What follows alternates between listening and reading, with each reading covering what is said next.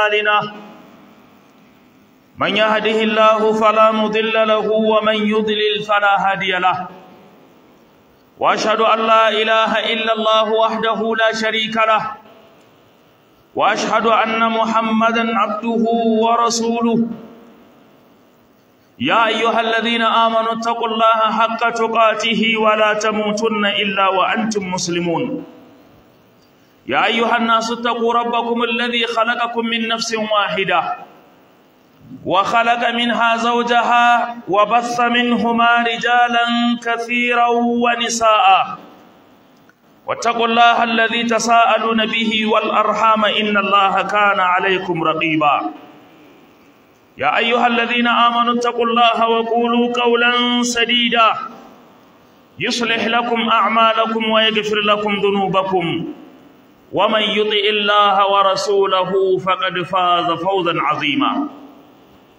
أما بعد عباد الله يقول الله تبارك وتعالى في كتابه العزيز قل إن كانت لكم الدار الآخرة عند الله خالصة من دون الناس فتمنوا الموت إن كنتم صادقين وقال تعالى أم كنتم شهداء إذ حضر يعقوب الموت إذ قال لبنيه ما تعبدون من بعدي قالوا نعبد إلهك وإله آبائك إبراهيم وإسماعيل وإسحاق إلها واحدا ونحن له مسلمون وقال أيضا كتب عليكم إذا حضر أحدكم الموت إن ترك خيرا الوصية للوالدين والأقربين حقا بالمعروف حقا على المتقين وقال أيضا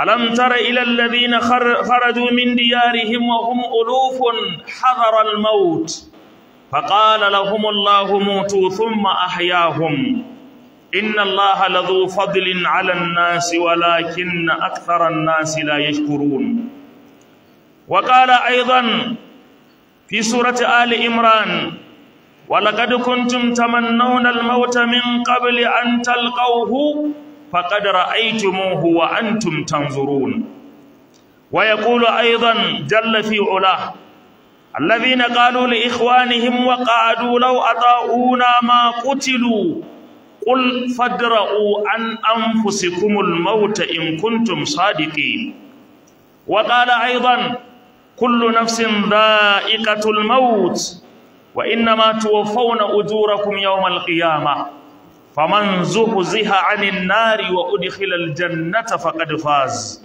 وما الحياة الدنيا إلا متاع الغرور وقال أيضا والتي يأتين الفاحشة من نسائكم فاستشهدوا عليهن 4 منكم فإن شهدوا فأمسكوهن في البيوت حتى يتوفاهن الموت أو يجعل الله لهن سبيلا وقال أيضا ومن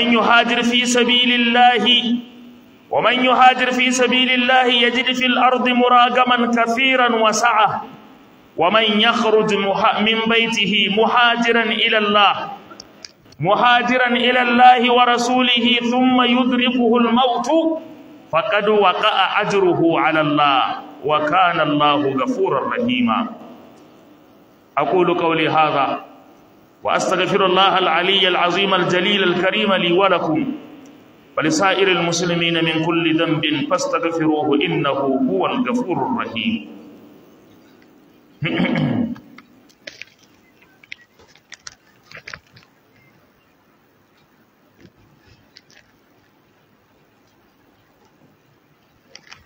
dukkan yabo da dukkan jinjina da godiya sun tabbata ga Allah muna gode masa muna neman gudunmuwarsa muna neman agajin Allah da taimakonsa wanda Allah madaukakin sarki ya shirye shi shine cikakken shiryayye Allah ka shirye mu wanda ya bata ba mai shiryar da shi tsira da amincin Allah da alherin Allah da albarkar Allah su tabbata ga manzon Allah sallallahu alaihi wa alihi wa sallam wanda Allah ya turo shi domin ya zamanto haske da fitila ga wannan tawaga da wannan al'umma da wannan yanayi Allah ka ƙara wannan annabi daraja da kima da martaba ka haɗa mu da ke a jannatul firdaus. Bayan haka ya ku ƴan uwana masu albarka, alƙawarinmu da ku shine yau za mu ɗora a huɗubar da take magana akan cewa da'uha fa innaha muntina, wato ku watsar da ɗabi'ar ƙabilanci domin tana da ɗoyi. Wannan shine alƙawarin da muka yi. To amma wata mai afkuwa ta afku wacce ta sa dole za mu canja, za mu dakatar da waccar huɗuba sai mun gabatar da ta yau, wanda Allah sati mai zuwa sai mu ɗora kuma a wacce muka tsaya. Wannan qadiyya kuma ita ce mun yi wa huɗubar take da cewa rasuwar janar Muhammadu Buhari, darussa da kuma ababen lura. Rasuwar janar Muhammadu Buhari tsohon shugaban ƙasa, darussa da kuma ababen lura. Wannan shine taken hudubar mu ta yau insha Allah ta'ala. Na farko dai yana da kyau mu dawo hankalin mu cewa mutuwa ba bakon abu bane a cikin mu. Kuma maganganun da Allah ya yi dangane da mutuwa a cikin Alkur'ani, haka dangane da hadisan Annabi sallallahu alaihi wasallama maganganu ne masu ɗumbin yawa, wanda bai yiwuwa a kididdige su ko a kirge su a ɗan lokacin da yake takaitacce wanda bai wuce minti 30 zuwa 30 da wani abu ba. Amma bari mu dan koma zuwa ga wasu ayoyi da suka ankarar da mu game da wannan babbar masifa wanda ita ce mutuwa, wanda ba ta ga babba ba ta ga yaro, ba ta ga mai kuɗi ba ta ga talaka, ba ta ga mai mulki ba ta ga wanda ake mulka, ba ta ga salihin bawa ba ta ga wanda yake mutumin banza, ba ta ga musulmi ba ta ga kafiri. Babu wanda idan ta zo ba za ta ɗauke shi ba sai dai in lokacinsa bai yi ba. Allah ya faɗa mana a cikin suratul baqara aya ta 94, yace qul in kana lakumud darul akhirah, kace musu idan gidan lahira gaba ɗaya naku ne, kuna gadara ku ƴan lahira ne, ku ne masu faɗa aji a lahira, inda Allahi khalisatan min dunin nas, banda sauran mutane ku ne zababbun lahira, fatamannawul mauta in kuntum sadiqina, to ku yi fatan ku mutu mana inda gaske kuke. Ma'ana duk wanda yake jin cewa lahira shi ne zai kai gaci, kuma lahira su ne masu faɗa aji a lahira, su ne waɗanda ‘yan gaba-gaba a lahira, a to wannan me matsalar ya zai zauna a cikin wannan duniyar yana ta shan wahala. Allah ya ce kai fatan mutuwa mana inda gaske kin ka zo nan kana da abin cewa. Yasa a gaba yace walan yatamannawnahu abadan bima qaddamat aydihi wallahu alimun bi zalimin. Allah da yayi wannan tambayar yace inda gaske lahira ta kace ko tawace ko tasa ce ko tasa ce mi fatan mutuwa mana.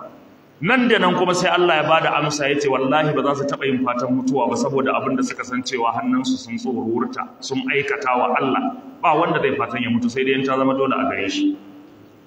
Walan yatamannahu abadan bima qaddamat aydihi.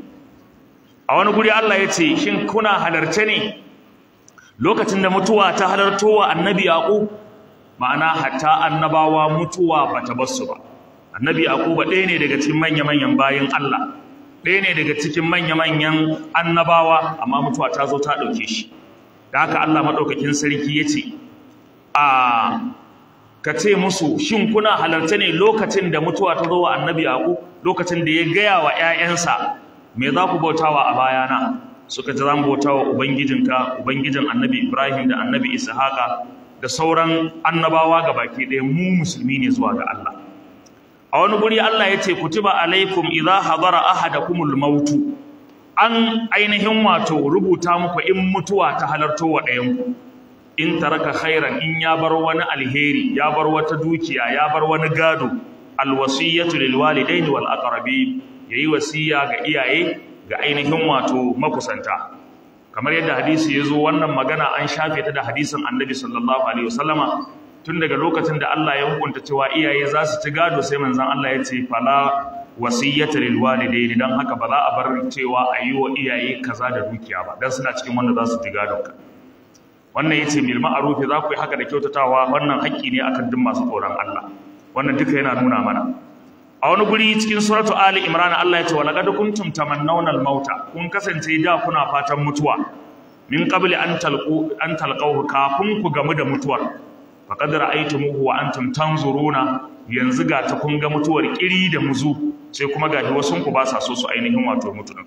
A wani guri yace alladhina a kullu nafsin dha'iqatul maut, kowace rai za ta dandana mutuwa, wa inna ma tuwaffawna ujurakum yawmal qiyamah, ku sani cewa lallai ana cika muku ladan ku ne a ranar tashin alkiyama faman zuhziha anin nari wa udkhila aljannata faqad faza wanda aka kawar da shi daga wutar jahannama aka higar da shi aljanna to wannan hakika ya rabauta Allah ka sa muna cikin waɗannan rabautattu gabaki daya Allah madaukakin sarki yace wa mal hayatud dunya illa mata'ul ghurur wallahi ku sani rayuwar duniya ba komai bace face wani rudi wanda yake dan jin dadi na rudi wanda bai da wata albarka bai da wani alheri gabaki daya a wani guri ubangiji subhanahu wata'ala ya sake ta kullu nafsin dha'iqatul maut thumma ilayna turja'una lalle za a dandana kowace rai mutuwa kuma gare mu gabaki ɗaya za ku koma da kai da wanda ya nemi ya mutu da wanda ma bai nemi ya mutu ba Allah ya ce gaba ɗaya in na kashe ku zan tara ku a gaba na gaba ɗaya mutuwa jama'a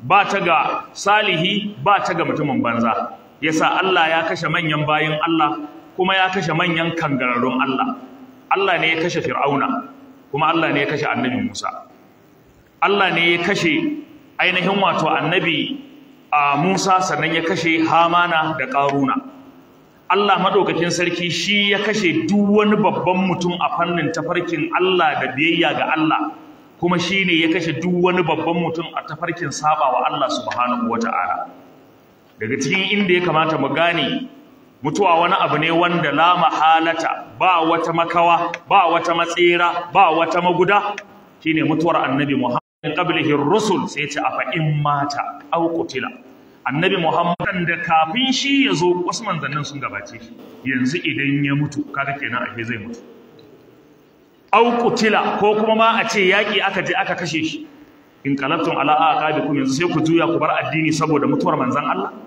Allah ya ce ai ba haka na tsara ba don haka da wanda kake so da wanda baka so dole za a mutu babban tanadin mutuwa shine tanadin lahira tanadin makoma mai kyau tanadin abin da zai tseratar da kai daga azabar Allah shine kadai tanadin mutuwa amma babu wani abin da zaka yi mata tattali da ya wuce aikin kirki da zai sa ya hana ka mutuwa ko kuma a ce idan ka mutu Allah ba zai taba ka ba wallahi baka isa ba ko kai wane ne Allah madaukakin sarki ya faɗa mana a cikin suratu Ali Imran har ila suratul Nisa afwan yace wa man yuhajir fi sabilillahi yajid fil ardi muragaman kathiran wasa'a sai yace wa man yakhruju min baytihi muhajiran ila Allah wa rasulihi thumma yudrikuhu al-maut faqad waqa'a ajruhu 'ala Allah duk mutumin da ya fita daga gidansa yana mai tafiya gurin Allah yayi hijira ya kaurace wani aikin sako ko ya kaurace wa garin sako ko ya kaurace wa gurin da ake maganganun sako ya tafi gurin da zai bi Allah ya bi manzon Allah sallallahu alaihi wasallama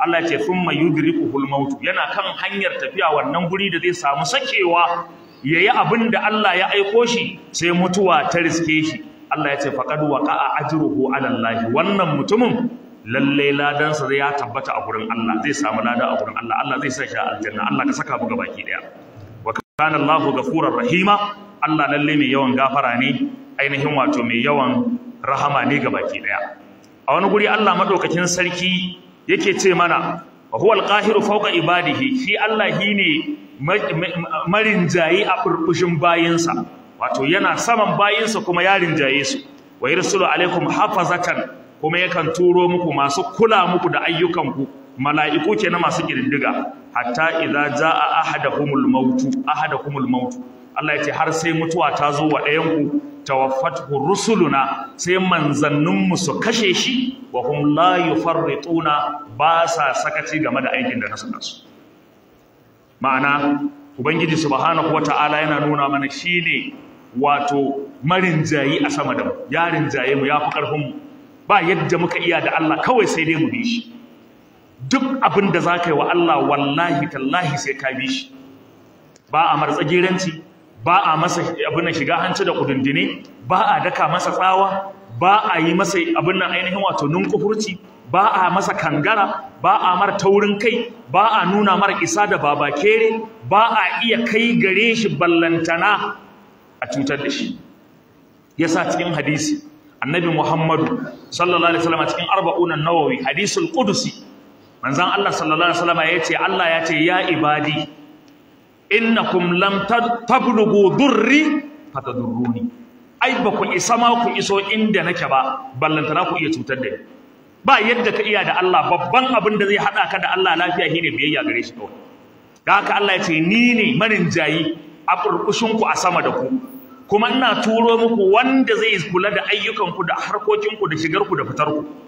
Sannan yace har zuwa lokacin da mutuwa za ta zo wa ɗayanku tawaffatu rusuluna, manzanninmu mala'ikunmu sai su kashe shi wa hum la yufarrituna, wallahi ba za su yi sakaci dangane da aikin da na saka su ba inda Allah subhanahu wataala. Wannan ita ce mutuwa jama'a, wannan shine Allah, wannan ita ce tafiya da babu dawowa in an tafi, tafiyar da duk abin da aka isa da shi za a zauna har abadan abidina, ita ma abadan din har abadan dinta. Allah ya ce Allahu allazi yatawaffa al-anfusu hina mautiha, Allah shi ke ɗaukar rayuka yayin mutuwarsu. Allahu yatawaffa al-anfus hina mautiha, sai ce wallati lam tamut fi manamiha, wacce Allah bai kaddara mata mutuwa ba sai mai mata karamar mutuwa shine bacci, sai bacci ya kwashe ta. Allah ya ce fayumsiku allati qada alaiha al-maut, idan Allah ya tahi tun daga bacci sai ya rike wacce ya kaddara mata mutuwa. Yasa za a kwanta da mutum sai kaji an tashi babu shi. Allah ya ce ni nake dauke rayuka a lokacin mutuwarsu, yayin kuma da ba za su mutu ba sai in dauke ta a cikin bacci. Wacce na kaddara mata mutuwa daga baccin sai ta zarci. Wa yursilul ukhra ila ajalin musamma, ita kuma ɗayar sai na sake ta zuwa wani lokaci da na sanya cewa ba yanzu ne a wannan baccin za ta mutu ba sai nan gaba. Wa yursilul ukhra ila ajalin musamma, duka wannan Allah yana nuna mana cewa shi yake da iko akan mu. Allah madaukakin sarki ya faɗa mana a wani guri cikin suratu Ali Imran da har ilo yace wa man azlamu mimman iftara ala Allahi kadhiban aw qala uhiya ilayya wa lam yuha ilayhi shay'un wa man qala sa unzilu mithla ma anzala Allah walau tara idh zalimuna fi gamaratil maut hida muhalli shahid. Allah yace da zaka ga azzalumai fi gamaratil maut, a cikin magagin mutuwa, wal mala'ikatu basitu aydihim, mala'iku suna shimfido musu hannayensu suna ce musu akhriju anfusakum, ku fito mana da rayukanku da kanku, ma'ana kai da kanka zaka kama ran ka cizge ta ka mika mala'iku. al-yawma tujzauna azabal huni, Allah ya ce a yau zan dandana muku azabar wulakanci, bima kuntum taquluna ala Allahi ghayra al-haqqi, saboda abinda kuka kasance kuna faɗa game da Allah wanda ba gaskiya bane, wa kuntum an ayatihi tastakbiruna, kuma saboda girman kai da kuke yi game da ayoyin Allah. A wani guri Allah subhanahu wata'ala yake cewa yujadilunaka bil haqqi ba'da ma tabayyana, suna jayayya da kai akan gaskiya bayan kuma gaskiyar nan ta riga ta bayyana gare su ba. Abinda kake faɗa ya kai annabi Muhammadu sallallahu alaihi wasallama, abinda kai kake faɗa ya kai mala'ika Jibrilu, abinda kuke faɗa musu ya ku masu da'awa, ya ku masu karantarwa fa gaskiya ne kuma ta bayyana kowa ya ganta. Ka annama yusaquna ila al-maut, yadda kuke gaya musu kuke cewa su ɗauka, yadda suke jin takaici da kunci, kai ka ce kora su ake zuwa ga mutuwa. Wa hum yanzuruna, suna kallo. A wani guri subhanahu wata'ala ya faɗa cikin suratul Tauba, yace alam ya'tihim naba'ul ladina min qablihim qaumun nuhin wa 'adin wa thamud, yanzu don Allah labarin waɗanda suka gabace su bai zo musu ba, mutanen annabi Nuhu da Adawa da Samudawa da mutanen annabi Ibrahim da mutanen Madyana da kuma al-mu'tafikat, atatuhum rusuluhum bil bayyinati, manzanninmu sun zo musu da hujjoji, fama kana Allahu liyazlimahum, amma da Allah ya kashe su bai zalunce su ba, wallahi da Allah ya dandana musu azaba bai zalunce su ba, walakin kanu anfusahum yazlimuna, su suka zalunci kawunan su da kansu. A wani guri Allah madaukakin sarki yace kullu nafsin dha'iqatul maut, kowanne rai zamu dandana masa mutuwa, sai yace wa nabluukum bi sharri wal khairi fitna, muna jarrabar ku da alheri da sharri a matsayin jarrabawa, wa ilaina turja'una, kuma gare ku za ku koma gaba daya. Allah wani gursin sarki ya fara faɗa, ya sake faɗa a cikin suratul mu'minun, yace zalika bi anna Allah huwal haqq, Allah shine gaskiya, wa annahu yuhyil mauta, kuma shine ke raya matattu, wa annahu ala kulli shay'in qadir, lalle shi mai iko ne akan komai. A cikin suratul mu'minun da har ilo Allah ya ce hatta idza jaa ahaduhumul maut qala rabbirji'u, har sai lokacin da mutuwa ta zo wa mutum sai kaga duk ya rikice yana cewa Allah a maida ni duniya, a bannin dan ƙara wasu mintuna, la'alli a'malu salihan, zan aikata aikin kirki fi ma tarattu, cikin abin da da nayi wasa nayi sakaci a kansa. Allah ya ce kalla, ƙarya kake wallahi, innaha kalimatun huwa qailuha, wannan fa kalma ce wanda ka saba faɗin ta kullun cewa kake zaka gyara kullun cewa kake zaka gyara kullun akai wa'azi kullun akai nasiha sai ka ce kai bari dai za dai mu gyara ka saba faɗin wannan tun kafin ranar da zamu zo daukar ka sai yanzu ne zaka sake wadaran mu ka ga mana cewa zaka gyara yanzu ne zaka sake cewa zaka gyara innaha kalimatun huwa qailuha Allah ya ce wa min wara'ihim barzakhun ila yawmin yub'athun ana kashe ka kuma za a saka ka a kabari shine barzakh zaka yi rayuwa ay alhayatu ba'da almaut ila qiyamis sa'a rayuwar da dan adam zai yi bayan ya mutu kafin kiyama ta tashi wasu yin shekara 100 wasu yin shekara 1000 wasu yin shekara 5000 wasu yin shekara 10000 ka tuna babanka yau da su wala Allah ya kai shekara 35 zuwa 40 yana nan yana zaune a cikin kabarin nan imma a cikin ni'ima imma a cikin azaba amma dai wannan shekarun yana nan yana sharar su yana jiran ranar da Allah zai tafi kiyama haka idan ni na mutu haka in kai ka mutu wallahi duk wanda ya mutu wannan ranar yake jira kuma shi Allah ba a mar dole ba za ka je ka mutu kana kabari kaga abin ya ki ka ce Allah a take da kiyama wani ma zai saurare ka saboda haka yasa ake so ai tattali yasa annabi Muhammadu sallallahu alaihi wasallama yace shi kabari da kake ganin sa awwalu manazilil akhirah shine farkon masaukin lahira idan kabarin mutum yayi kyau to zai zama rawdatun min riyadil janna dausayi ne daga cikin dausayin aljanna idan ku kabari yayi muni zai zama hufrun min hufarin nira wani rami ne wani kwazazzabo ne daga cikin kwazazzaban wutar jahannama Allah ka tsare ni da ku gaba ke saboda haka mutuwa jama'a babban masifa ne yasa Allah ya tasamma Allahu al-maut bil musiba fil Qur'an al-azim Allah ya kira mutuwa musiba yace hatta idza darabtum fil ardi fa asabatkum musibatul maut lokacin da kuka yi tafiya a ban kasa musibar mutuwa ta same ku mutuwa musiba ce jama'a tana sa bawa cikin wani hali in bai je da aikin alheri ba kuma in bai je da aikin kirki ba tana kuma sa bayansa ya tozarta idan ubangiji bai kiyaye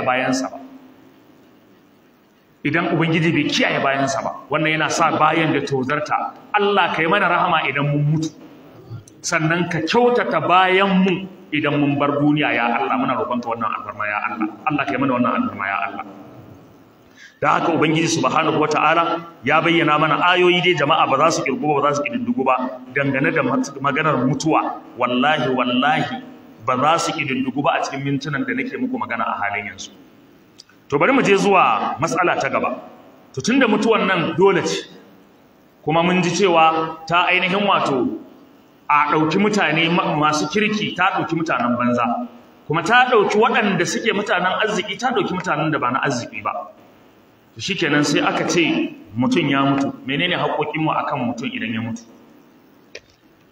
kowane ne karka ɗauka ko janar Muhammadu Buhari ko Abacha ko waye ya mutu me haƙƙinka musulmi kai a kansa ba zan iya karanto haƙoƙin gaba ɗaya ba amma tafi a hakamul jana'iz wa bid'uha hukuncen jana'iza da bid'o'inta zaka je ka samu haƙoƙin da ke wuyan musulmi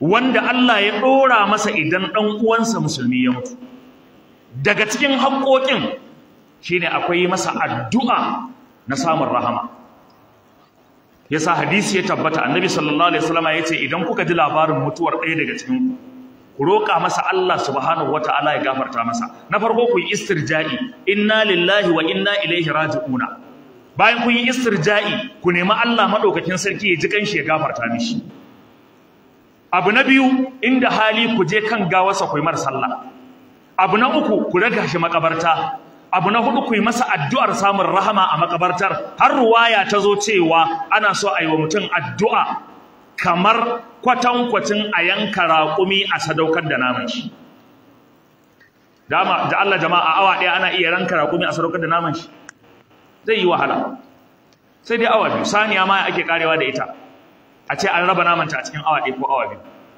wannan muna magana general musulmi duk musulmin da ya mutu wannan shine haƙƙinka a kansa ko in ce kaɗan daga cikin haƙƙi to don Allah jama'a ina muka samo cewa idan mutum ya mutu mu dinga tsine mishi albarka ina muka samo cewa idan mutum ya mutu mu dinga cewa ba za mu yafe mishi ba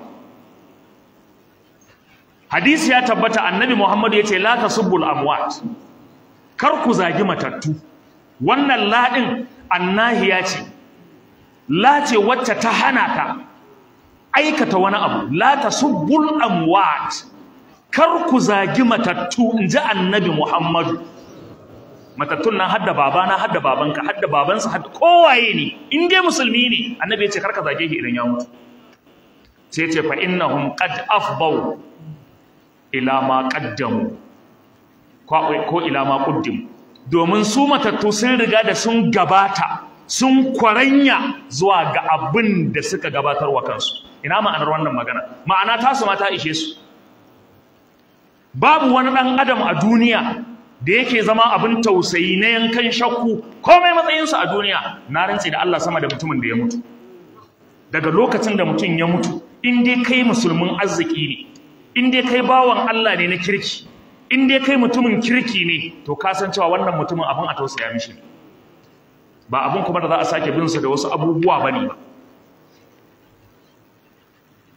Manzon Allah sallallahu alaihi wa alihi wa sallama da malamai sun nuna mana muhimmancin afuwa da yafiya idan mutum ya mace haƙƙinka.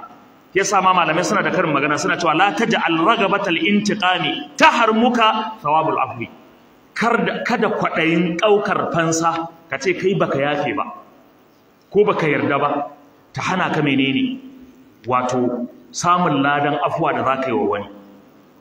A wani guri suka ce idza aratta an tas'ada li fatratin wajiza, idan kana so kai rayuwa a takaitacciyar rayuwa, ka ji daɗi takaitacce wanda bai da yawa, fantakin mimman qadarta alaihi, to kace sai wanda kake da ikon yafe masa ya biya ka. In dai ka dauki ɗabi'ar duk wanda kake da ikon yafe masa sai ya biya ka, to ba za ka yi tsawon rayuwa ba, in ji malamai. Amma idza aratta an ta'isha fi sa'adatin, amma idan kana so kai rayuwa mai kyau, fa'afu anhu, kace ka yafe masa. Jama'a, wani sahabin annabi Muhammadu, in ban manta ba, Abu Zarr al-Ghifari, yana bin wani bawan Allah kuɗi. Bawan Allah ne yana ta kakkauce masa, wata rana sai je ya ritsa shi a gida, yace bawan Allah ya kake guduwa mu? Yace wallahi kuɗin da kake bi na ne yasa bana so mu gamu da kai. Yace me yake faruwa? Yace ina cikin masifa, ina cikin tashin hankali, ban da halin da zan biya ka. Wannan sahabi ya fashe da kuka, yace Allahu akbar. Yace annabi Muhammadu ya ce duk mutumin da ya yafe wa wanda bai da halin biya ko wanda yake cikin damuwar a yafe masa, shi ma Allah zai yafe masa, dan haka je kana yafe maka. Wannan shine halin mutanen kirki. Wani guri suka ce idza qadarta ala ahadin faf'alil afwa anhu, yace idan ka samu dama akan mutum gahi zaka iya kwatar haƙƙinka ko zaka iya cewa baka yafe ba kuma Allah ya biya ka, to ka ce masa ka yafe, shukran lil qudrati alaihi, saboda ka gode wa Allah akan damar da ya baka akan shi. Ma'ana gahi dumu yanzu ba yadda ya iya sai yadda kai da shi, sai ka ce je kana yafe. Wanda daga cikin magabata ya zo yana alwala, bawansa yana zuba masa ruwa, sai butar hannunsa ta kubuce ta daki kan wannan ɗaya daga cikin magabatan, sannan kuma ta watsa masa ruwa a fuska. Ka san wannan abun akwai ɓacin rai a ciki. Mutum ya zo bai kula da abin da yake ba, ya sake maka abu ya watsa ma a jikinka ya kuma buga ma shi, ran wannan magabaci ya ɓaci. Sai wannan bawa ya ce masa khuzil afwa, Allah ya ce khuzil afwa, ka riƙi afwa. Sai ya ce afautu anka, na yafe ma. Wa amur bil urfi, haka aya ta zo, kai umarni da abu mai kyau, sai ce je kana yanta ka.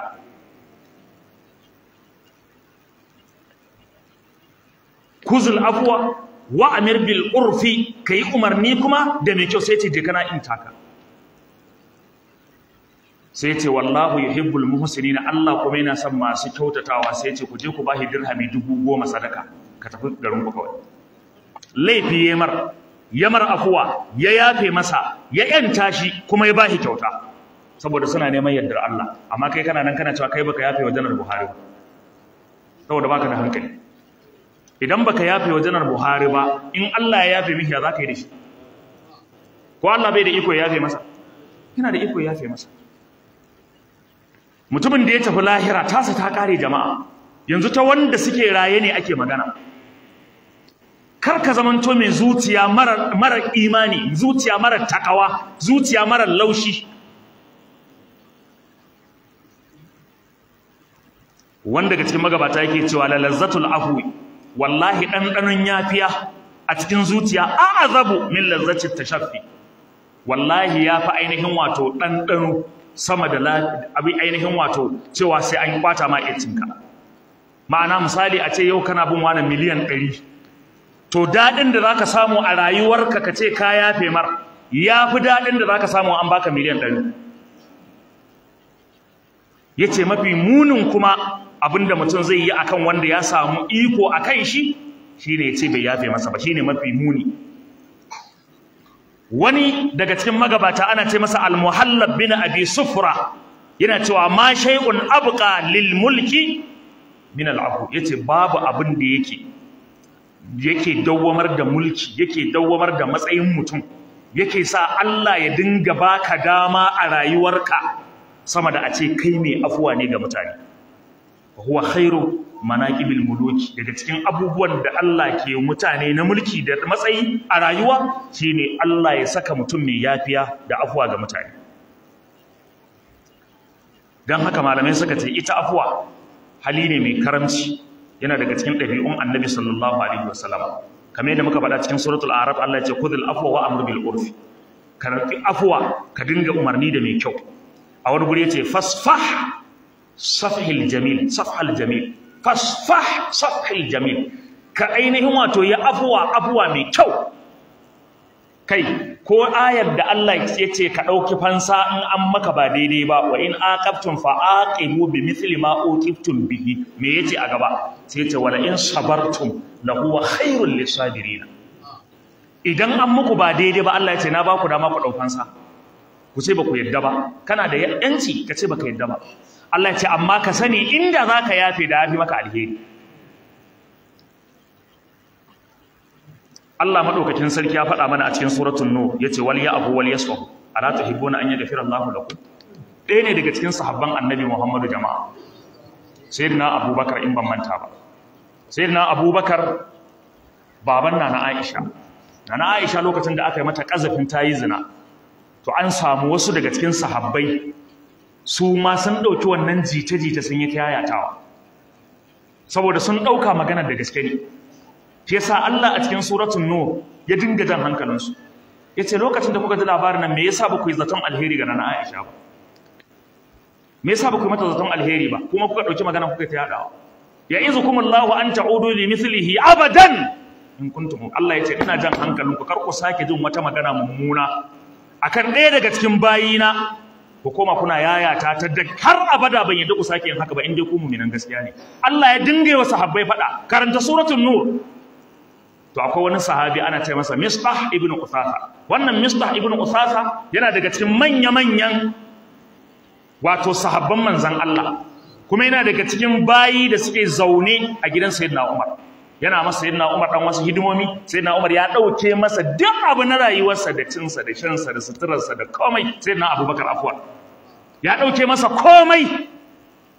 Me ya faru?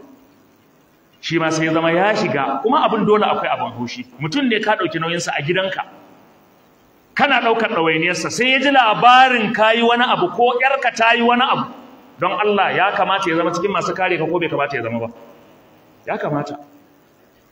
To amma wannan ɗabi'ar mutane ne mafi yawanci masu taimakon su kuma su suke illatawa.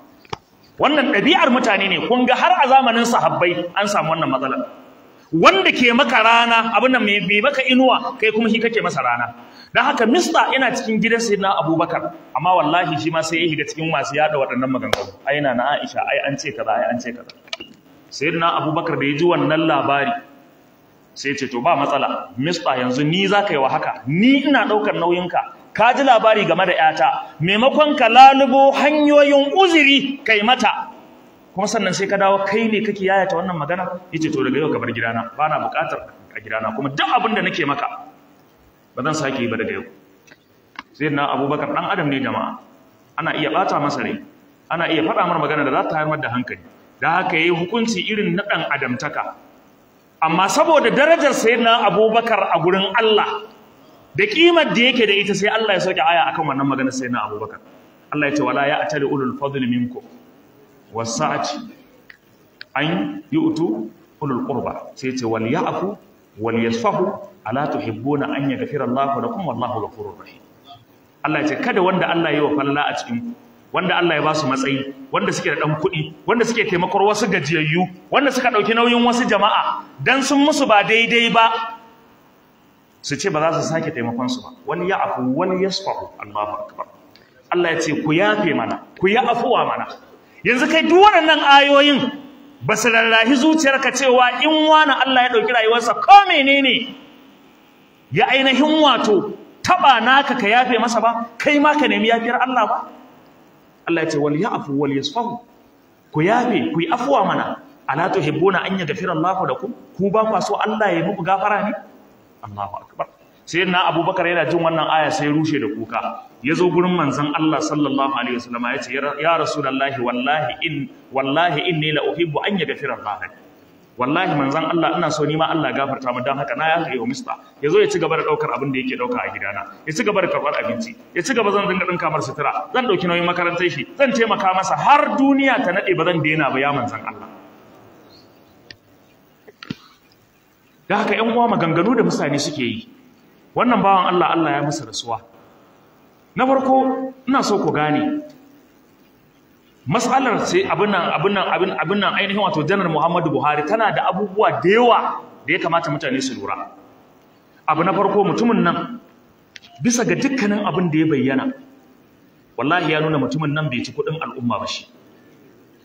Ya bayyana Buhari ne ya mutu ya koma Daura gidansu ya je ya zauna. Buhari bai gina gida a Abuja ba. Ka gaya min daga shugabannin da zuwa na yanzu nawa ne suka yi mulki suka ba gidaje ba filaye da abubuwa suka tanade su a Abuja. Ka gaya min adadin su suna da adadi jama'a. Amma wannan dattijan har yanzu ana cewa in ma an ce da gida ana cewa ba nasa bane, ana cewa ba shi akai, ana cewa a wani ne ya saya mar. Haka ake tare da radi ma'ana ba a da tabbacin ma cewa shi ya mallake kwaman gida a Abuja. Gidansa da yake Kaduna shugaban ƙasa ya bayar ya ce a je a yi renovating ɗin gidan nan jama'a.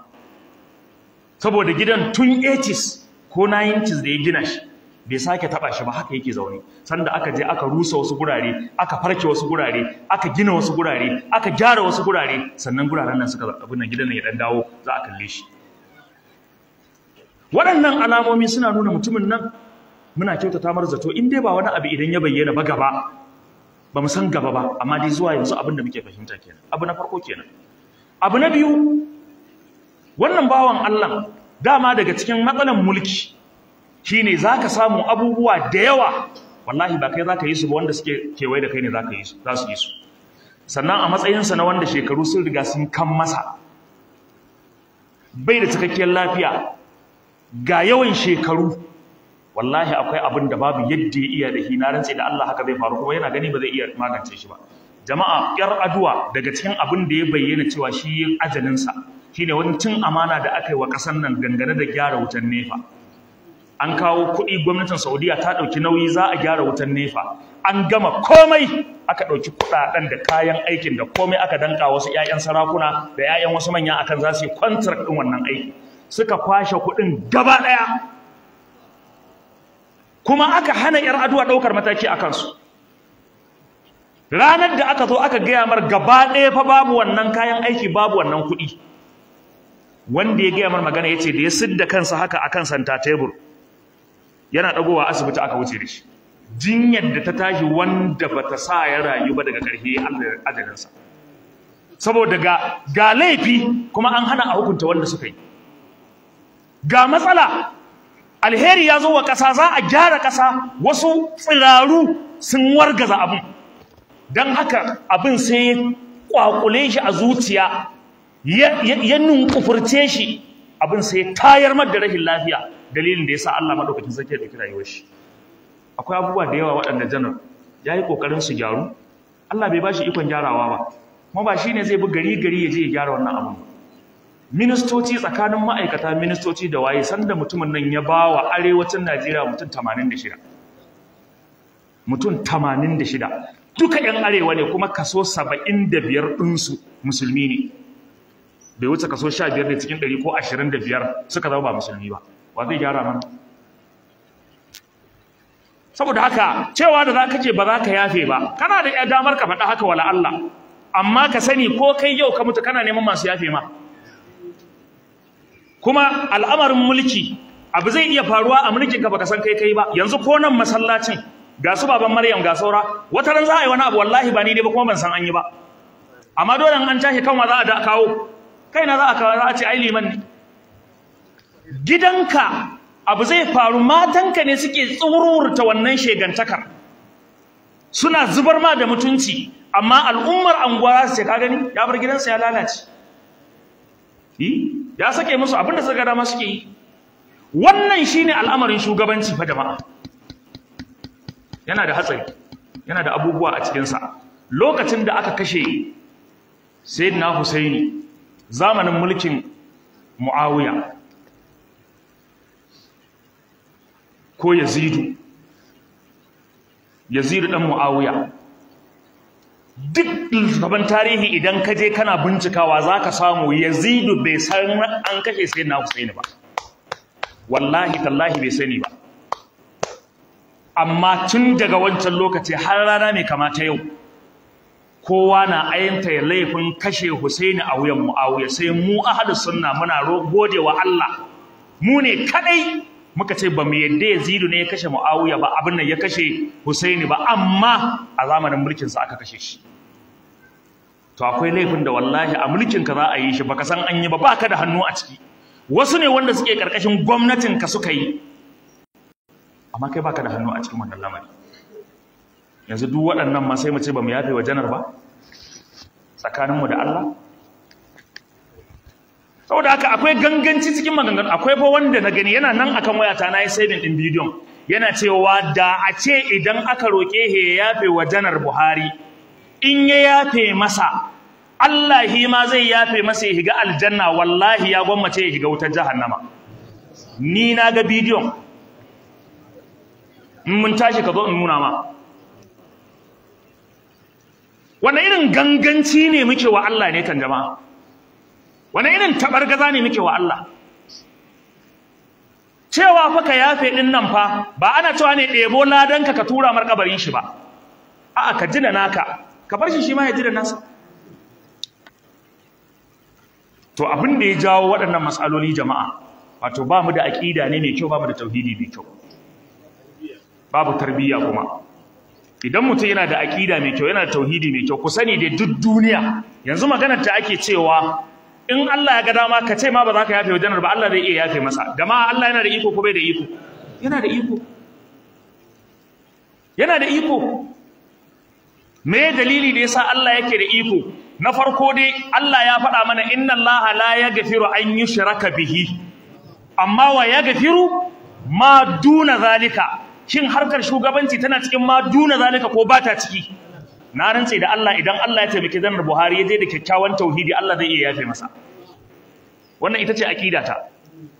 Kuma wannan shine tunanina, duk mutumin da ya je lahira da ingantaccen tauhidi, wallahi duk laifukan da yawa Allah na iya yafe masa, koda ku laifin da yana da alaka da wasu.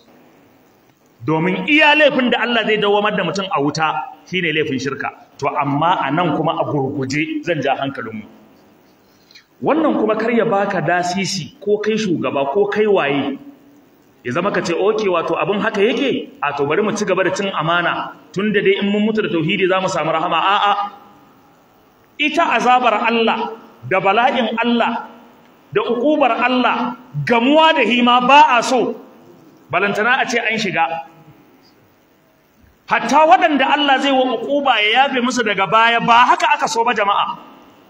Kuma idan ka shiga ba za ka yi tsammanin yafiyar ma za ta zo ba, saboda wa kana yawman inda rabbika ka alfi sanatin mimma ta'udduna. Rana ɗaya a lahira kamar shekara 1000 ne a duniya. Kwana ɗaya, maganar Allah wasa ce? Saboda haka shugabanni ku ji tsoron Allah. Akwai hadisai da annabi yayi an karar irin addu'o'in da manzon Allah yayi. Allahumma man waliya min amri ummati shay'an farafaka bihim farfuq bihi, wa man waliya min amri ummati shay'an fashaqqa alaihim fashquqillahumma alaihi. Ku ji tsoron waɗannan. Irin su innamas sabilu ala alladhina yazlimuna an-nasa. Sani dai laifi yana kan waɗanda suke zaluntar mutane ne. ku yi hankali da irin waɗannan ayoyin. Irin su wasa ya alamun ladina zalamu ayyamun qalbin yanqalibun, irin su hadisan annabi Muhammad sallallahu alaihi wasallama cewa manzon Allah sallallahu alaihi wasallama ya ce duk mutumin da ya karbi jagorancin mutane sai ya tare musu kofar rahamarsa da sauraron su, ya tare musu kofar tausaya musu da jin kansu, ya kiye musu abin da ya kamata, shi ma Allah madaukakin sarki zai watsar da shi a ranar lahira, sai fatali da lamarinsa. Ku ji tsoron waɗannan hadisan. Yanzu dai ga hinan gawar janar Muhammadu Buhari kowa yana ganin ta ba wanda ya iya da ita, ga shugaban ƙasa a raye, ga shugaban ƙasa a mace. Wannan bai isa wa'azi ba?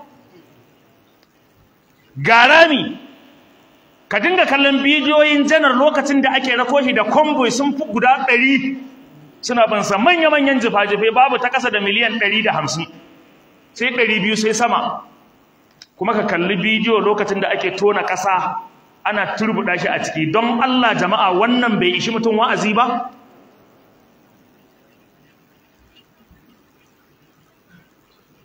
Shi yasa sayyidina Usman yana cewa kabari shine farkon masauki.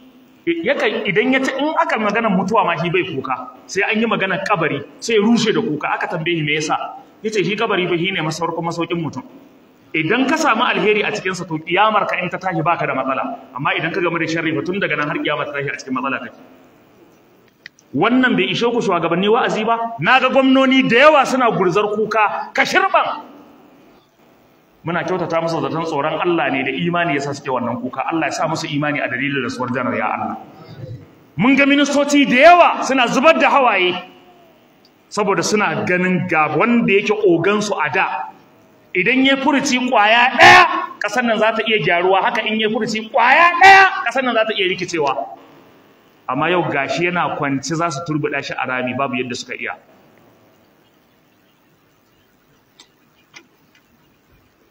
To ka kalli waɗannan su zamanto ma izina a matsayinka na musulmi. Kar ka yadda mutuwa ba ta zama ma wa'azi ba. Da haka ƴan uwa, based on waɗannan tattaunawa, maganganun suna da yawa, kawai na yanke su ne dan na so in karanto nassoshi da suka yi magana akan yadda Allah ke bafe wa bawa, in kawo nassoshi game da yadda shugabanni ya kamata su tsoron Allah game da mulkin su. To amma babu lokaci, amma wa bihadhal qadri kifaya. Muna fata Allah ya isar da wannan sako zuwa ga al'umma kuma su yi aiki da shi. Mu ji tsoron Allah, mu yafe wa janar abin da ya faru da shi, Allah ya yafe masa. Allah ya gafarta masa, ya hada shi da rahamar Allah a gobe kiyama. Su kuma sauran shugabanninmu, Allah ya sa wannan mutuwa ta zamanto musu izina na gyara tauhidi da aqidar su. Mafi yawancin su mushrikai ne, da tsafi da abubuwa suke mulkar mutane. To wallahi ku sani, idan kuka shiga wannan ramin tauhidin ku ne kadai, wallahi zai tsiratar da ku a ranar lahira. Kowa ya watsar da kowa ya rike Allah. Wallahi muna nan muna ta darussan tauhidi a nan, wasu suna ganin kamar ma ba mu da aikin yi, dan me yasa ma za a tsaya ana darasin tauhidi? Na rantse da Allah ba mu da tsira in ba mun koma zuwa ga tauhidi ba. Kawai ka kaɗe ta Allah cikin bauta, ka fahimci waye Allah. Yawa ai fahimtar waye Allah ma yake hana ka saba wa Allah. Duk lokacin da baka san girman Allah ba abin da ba za ka aikata ba. Amma idan ai dama tauhidi shine sanin waye Allah, sanin girman Allah, sanin waye mahaliccinka, ya za ka bauta mara. Wannan shine yayin da bawa ya cika zuciyarsa da wannan, na rantse da Allah ko kuɗi ka bashi kace saba Allah ba zai iya ba. Ko kuɗi ka bashi kace ya ci dukiyar mutane ba zai iya ba. Ko kuɗi ka bashi kace ya kashe mutane ba zai iya kashewa ba, saboda ya san wa yake sabawa. Amma da zarar dan adam bai da wannan a ransa, ba abin da ba zai iya zakewa ba. Allah ka yafe mana, ka ƙara mana ikhlasi, ka ƙara mana tauhidi, ka ji kan janar, ka gafarta masa, ka haɗa mu da shi a jannatul firdausi. Sauran shugabanninmu Allah ba ku ikon gyarawa. Kun dai ga yadda Allah ya yi da janar, ba yadda ya iya. Haka Allah maɗauki jama'a a asibitin Ingila fa a clinic aka ajiye wannan bawan Allah, ba asibitin gwamnati ba. Ni na ga bidiyon lokacin da aka nuno hoton abin nan waye England clinic, tare da cewa su asibitocin su koda clinic ne zaka samu masu kyau ne ko masu inganci, amma kuma a matsayinsa na tsohon shugaban ƙasa wallahi ya kai a ce a asibitin da shugaban ƙasar Ingila yake kwanta ne ya kamata a kwantar da shi. To amma kai ka san me ya faru aka je aka kwantar da nan a clinic? Ka san me ya faru? Ka san wannan ijra'at? Ka san wannan me ya faru kafin wannan lokacin kwana 10 5 6 kafin lokacin? Me ya hakuri akwai gaibubbuka da yawa wanda ba mu san su ba sai an je lahira za mu san su. Kawai ka sallama wa Allah ka miƙa wa Allah wuya. Amma akwai sirruka a rayuwar mutane wanda ba za ka taba sani ba. Duk maganar da za ka faɗa za ta jawo ma bala'i ne baka sani ba. Allah ka tsare mu, Allah ka shirye da mu, ka sa mu gama da duniya lafiya, ka sa aljanna ta zama komar mu. Subhanallahika Allahumma wa bihamdika ashhadu an la ilaha illa anta nastaghfiruka wa natubu ilayka. Wassalamu alaikum wa rahmatullahi wa barakatuh. Ila salatikum wa sawwu sufufakum yarhamuni wa yarhamukum.